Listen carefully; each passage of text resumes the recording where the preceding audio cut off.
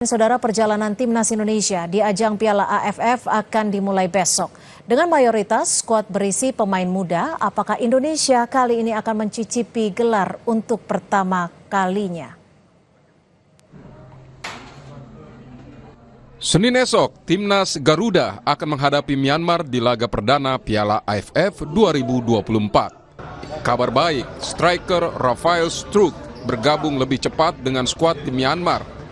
Menurut manajer timnas, pelatih Sinteyong minta Rafael datang lebih cepat setelah hasil uji tanding melawan Bali United tak memuaskan.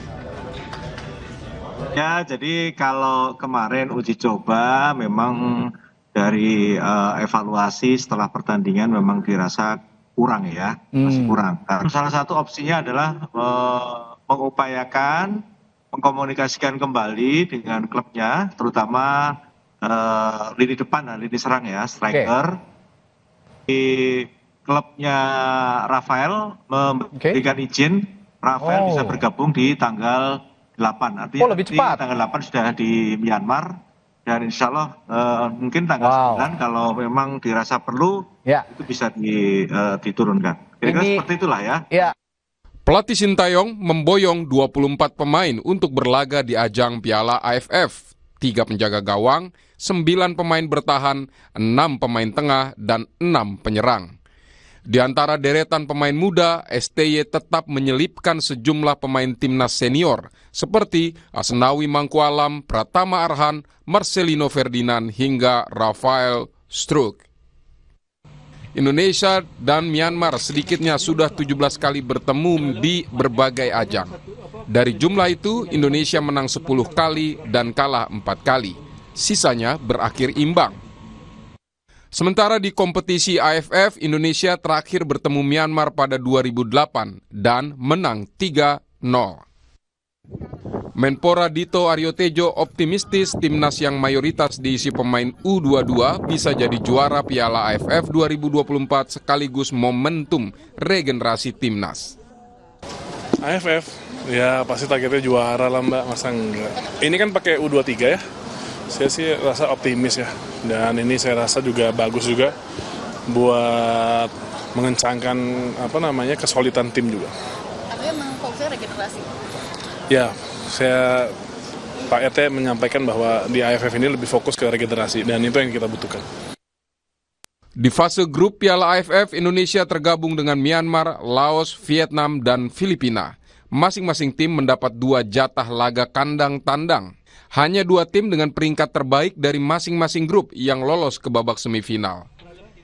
Apakah di turnamen kali ini timnas Garuda akan merengkuh trofi ASEAN untuk kali pertamanya? Berbekal pemain muda, seperti apa peluang timnas di ajang Piala AFF 2024? Kita akan bahas malam ini bersama manajer timnas, Pak Sumarji, dan juga pengamat sepak bola, sudah ada Mas Gita Suwondo. Selamat malam Pak Sumarji, Mas Gita, terima kasih sudah bersama kami di Sapa Indonesia Malam.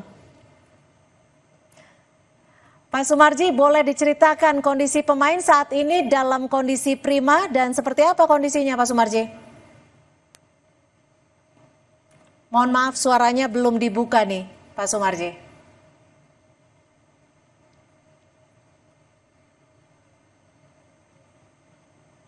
Ya, Pak Sumarji, silakan.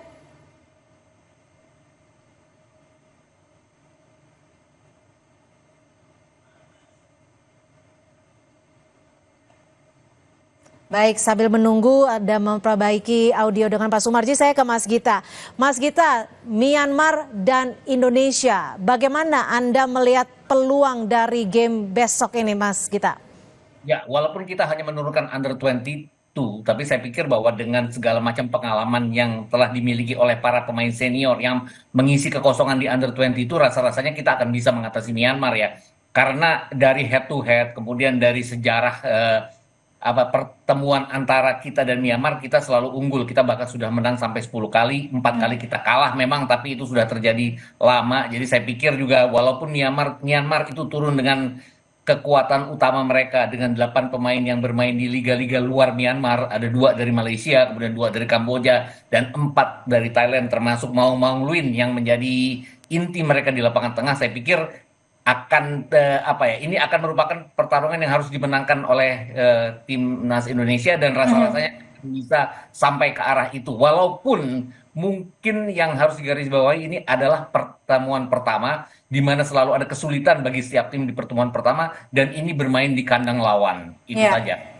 Harus memenangkan laga ini. Lalu STY ini kan punya pakem formasi 3-4-3 nih. Nanti kira-kira di Piala AFF apa yang harus dicoba oleh STY? Apakah menggunakan formasi yang biasa digunakan atau justru harus mencoba formasi baru?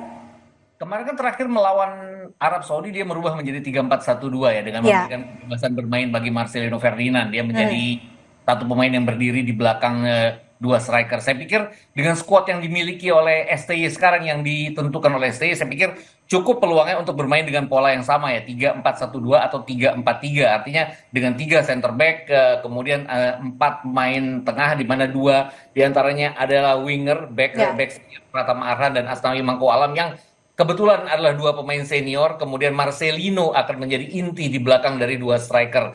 Entah itu Arkan Kakak atau Hoki Caraka. Karena kalau saya melihat berita-berita di sosial media kan katanya Rafael Struijk kemungkinan bisa bergabung. Tapi apakah akan langsung bermain atau tidak saya nggak tahu. Kalaupun tidak akan ada Arkan Kakak dan Hoki Caraka di depan dari Marcelino Ferdinand. Oke, saya langsung ke Pak Sumarji. Kondisi teman-teman pemain seperti apa malam hari ini? Apakah dalam kondisi prima secara keseluruhan?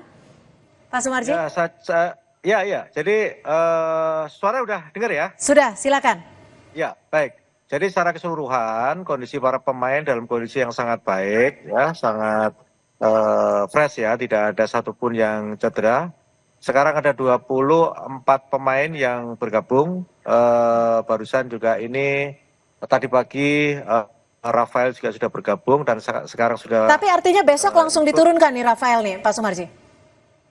Ya, kita lihat situasinya. Kalau starter sih tidak, karena kan memang baru gabung, pasti kan juga harus diperhatikan hal-hal yang memang tentu menjadi perhatian khusus, terutama kalau capek kan pasti tidak efektif kalau diturunkan. Sehingga kita akan melihat, tentu itu semua keputusan Coach Sintayong besok, siapa yang akan menjadi starter dan siapa yang akan jadi pemain cadangan.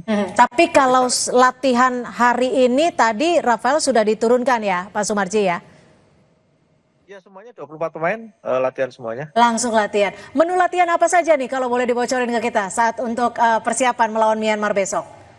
Ya kan pertandingannya besok. Berarti saat sekarang ini difokuskan ke soal taktik dan strategi menghadapi lawan besok Myanmar. Mas Gita, kalau bicara soal taktik dan strategi, kira-kira apa sih kalau misalkan memang peluang kemenangan kita cukup besar, tapi tentunya kita juga tidak boleh menganggap remeh. Kira-kira taktik dan strategi apa yang kiranya bisa diunggulkan?